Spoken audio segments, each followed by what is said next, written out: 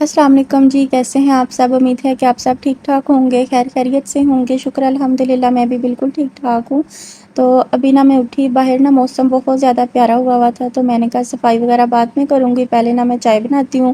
تو ساتھ میں میں نے انڈے بوائل کر لیے ہیں۔ اچھا، یہاں میں کھڑی تھی تو مجھے یاد آیا کہ ایک سسٹر نے کافی دفعہ مجھے کمنٹ بھی کیا ہے، اور پھر انہوں نے مجھے انسٹاگرام پہ بھی کافی دفعہ میسج کیا ہے کہ آپ کا جو صوفہ ہے وہ مجھے لازمی دکھائیے گا۔ تو مجھے یاد آیا تو میں نے کہا چلو میں دکھا دیتی ہوں۔ تو یہ صوفہ میں بھی انہوں نے جہیز وغیرہ کے لیے دیکھنا ہو تو یہ جہیز کے لیے بالکل بھی ٹھیک نہیں ہے۔ یہ شیٹ کا بنا ہوا ہے، جو شیٹ ہم کچن وغیرہ میں یوز کرتے ہیں اس شیٹ کا بنا ہوا ہے۔ تو اس کو تھوڑا سا بھی پانی لگ جائے تو شیٹ وہ گلنا شروع ہو جاتی ہے۔ تو اس لیے اس کی بہت زیادہ کیئر کرنی پڑتی ہے۔ یہ صوفہ میری امی نے گھر پہ بنوایا تھا، جب یہ لکڑی وغیرہ کا کام کروایا تھا اس گھر کے دروازے وغیرہ بنے تھے، تو تبھی یہ صوفہ بھی ساتھ میں بنوایا تھا۔ اور اس صوفے کی جو گدیاں ہیں اس کے اوپر جو کور ہے وہ امی نے خود ہی لیے تھے، اور سٹچ بھی خود ہی کروائے تھے۔ اس کا کپڑا بہت زیادہ اچھا ہے، میں پاس سے نہیں آپ کو دکھا سکی، تو ابھی مجھے جب بھی یاد آیا میں آپ کو پاس سے دکھاؤں گی۔ میرے خیال میں لیدر کا ہے، لیکن بہت زیادہ اچھا کپڑا ہے۔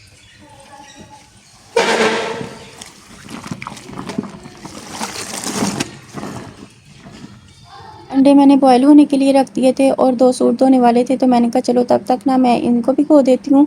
ایک سوٹ میں نے پہلے بھی دھو دیا ہے، اور یہ جو بلیک سوٹ ہے اس کے دوپٹے کا کلر بہت زیادہ اترتا ہے، تو میں نے کہا ان کو میں سب کو الگ الگ بھی دھو دیتی ہوں، تاکہ یہ کلر ایک دوسرے کو نہ لگے۔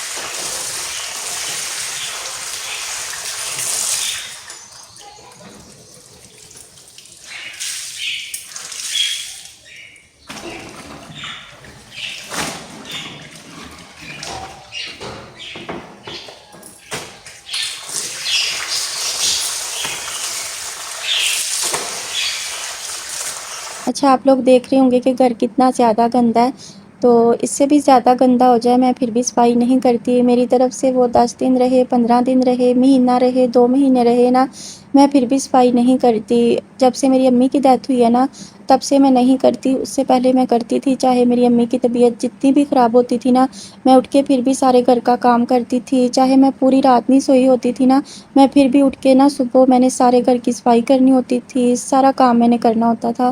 لیکن جب سے میری امی کی ڈیتھ ہوئی ہے نا، اس کے بعد سے میں نے صفائی نہیں کی، بس اپنے کمرے کی کرتی ہوں۔ اور جو میں نے آپ کو روم دکھایا تھا نا، جہاں پہ مہمان وغیرہ بیٹھ جاتے ہیں، یوز یہی کرتے ہیں زیادہ تر۔ لیکن جب کسی مہمان نے آنا ہو نا، پھر میں اس کمرے کی صفائی وغیرہ کر دیتی ہوں، ورنہ میں اپنے کمرے کی کرتی ہوں جہاں پہ میں رہتی ہوں سارا دن، اس کی میں کر لیتی ہوں، باقی گھر کی میں نہیں کرتی۔ کام کرنے سے کوئی بڑا چھوٹا نہیں ہو جاتا، صرف 1 گھنٹہ لگے گا اور پورے گھر کی صفائی ہو جائے گی۔ لیکن جب میری امی کی ڈیتھ ہوئی نا، میں نے قسم کھائی تھی کہ اب میں اس گھر کی کبھی صفائی نہیں کروں گی۔ اور اس کی وجہ یہ تھی کہ جب میری امی کی لاسٹ اینڈوسکوپی ہونی تھی نا، تقریباً ڈیتھ سے 12 دن ہم لاسٹ ہاسپٹل میں رہے تھے، جب ہاسپٹل میری امی کی ڈیتھ ہوئی تھی۔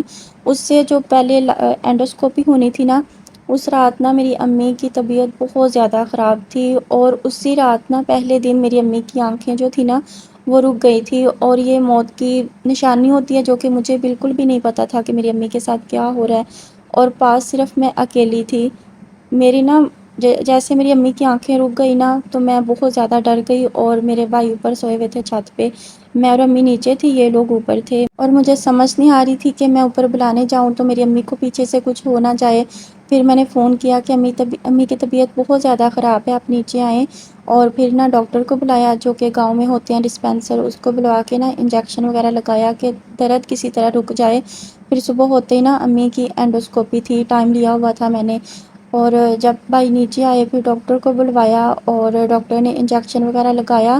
تقریباً اس انجیکشن سے نا صرف آدھا گھنٹہ امی کو آرام ملا تھا، اس کے بعد پھر وہی حالت ہو گئی تھی، آنکھیں جو تھی نا وہ بار بار رک رہی تھی۔ انجیکشن لگوا کے نا بھائی پھر اوپر چلا گیا، اور جاتے ہوئے کہا کہ اگر کچھ ہو گیا نا تو سب سے پہلے پھر مجھے بلوا لینا اوپر سے۔ اچھا، اس کے بعد نا امی کی طبیعت پھر بہت زیادہ خراب ہو گئی، میں کبھی کچھ دوں کبھی کچھ دوں، لیکن 1 منٹ کے لیے بھی نا آرام نہیں مل رہا تھا۔ اور وہ رات نا، اللہ تعالیٰ کسی کو بھی نہ دکھائے ایسی رات، اللہ تعالیٰ کبھی کسی کو کوئی بیماری نہ لگائے۔ کوئی کہے نا کوئی بیماری ٹھیک ہے، اس میں تکلیف کم ہے، کوئی بھی بیماری ٹھیک نہیں ہے، اللہ تعالیٰ بس سب کو صحت والی زندگی عطا فرمائے، اور ماں باپ کا دکھ کبھی بھی اولاد کو نہ دکھائیں، اور اولاد کا دکھ بھی کبھی ماں باپ کو نہ دکھائیں۔ اچھا، پوری رات نا ایسی تکلیف میں گزر گئی، پھر فجر کی اذان ہو گئی، میں نے جلدی سے نا وضو کیا کہ میں اللہ تعالیٰ سے دعا کرتی ہوں کہ میری امی کو ٹھیک کر دیں۔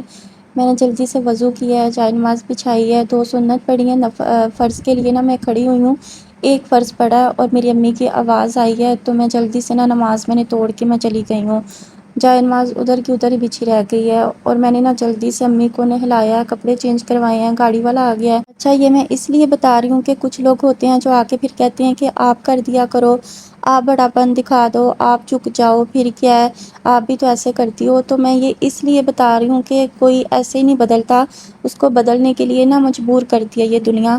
تو اچھا، پھر میں بتا رہی تھی کہ گاڑی والا آیا، میں امی کو لے کے چلی گئی ہوں، امی کی 8-9 بجے اینڈوسکوپی تھی، اینڈوسکوپی جب ہو گئی ہے نا، تو امی کی تکلیف میں مزید اضافہ ہو گیا ہے۔ اسی دن نا ڈاکٹر نے صاف صاف بول دیا تھا کہ آپ نا لاہور لے جائیں شیخ زاید ہاسپٹل میں، اب ہم کچھ نہیں کر سکتے آپ کی امی کے لیے۔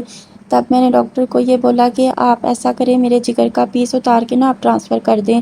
تو انہوں نے کہا کہ اب بہت دیر ہو چکی ہے۔ جب میں امی کو پہلی دفعہ لے کے گئی تھی نا ہاسپٹل، جب مجھے پتہ چلا تھا کہ میری امی کو یہ مسئلہ ہے، تب بھی میں نے بولا تھا، لیکن تب بھی انہوں نے یہی کہا تھا کہ ان کو ساتھ شوگر بھی ہے، تو ان کا آپریٹ نہیں ہو سکتا۔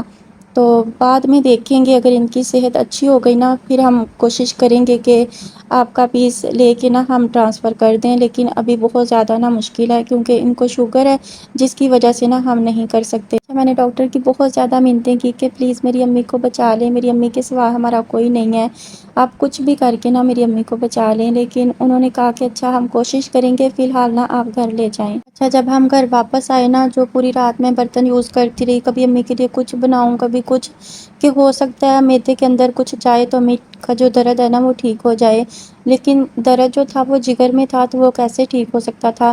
لیکن اپنی طرف سے تو میں کوشش کر رہی تھی کہ ہو سکتا ہے کچھ اندر جائے، تو میدے میں کچھ جائے گا تو ٹھیک ہو جائیں گے، لیکن ایسا نہیں ہوا اور برتن اتنے سارے نہ جمع ہو گئے، اس سے اگلے دن کے بھی برتن پڑے ہوئے تھے اور میرے پاس ٹائم ہی نہیں تھا کہ میں برتن دھو سکوں، اور جیسے میں امی کا بستر وغیرہ چھوڑ کے گئی نا، ویسے کا ویسا ہی بستر تھا اور پورے گھر کا کچرا نا امی کی چارپائی کے نیچے تھا۔ ایسے لگ رہا تھا جیسے باہر سے ریپر پکڑ کے نا امی کی چارپائی کے نیچے رکھے ہوئے ہیں۔ آپ لوگوں نے یقین نہیں کرنا کہ کوئی اتنا بھی بے حس کیسے ہو سکتا ہے۔ اپنی امی کو چیئر پہ بٹھا کے سارا بستر وغیرہ ٹھیک کیا، پھر جا کے میں نے سارے برتن دھوئے، ساری آ کے میں نے صفائی کی ہے، اور اس دن میں نے نا بولا تھا کہ آج کے بعد نا مجھ سے کبھی بھی امید مت رکھنا کہ میں اس گھر کی صفائی کروں گی۔ زندگی میں بہت زیادہ صبر کیا ہے، بہت چیزیں اگنور کی ہیں کہ چلو کوئی بات نہیں، آج کا دن صبر کرتے ہوئے گزر گیا ہے، اگلا بھی گزر جائے گا، اسی طرح بس دن گزرتے رہیں گے۔ لیکن نا اب زندگی نے نا تھکا دیا ہے، ایک حد تک صبر ہوتا ہے، لیکن نا اب زندگی نے بہت زیادہ تھکا دیا ہے۔ اب ایسے لگتا ہے کہ یہ صبر نہیں ہے، یہ اپنے ساتھ نا ظلم ہے۔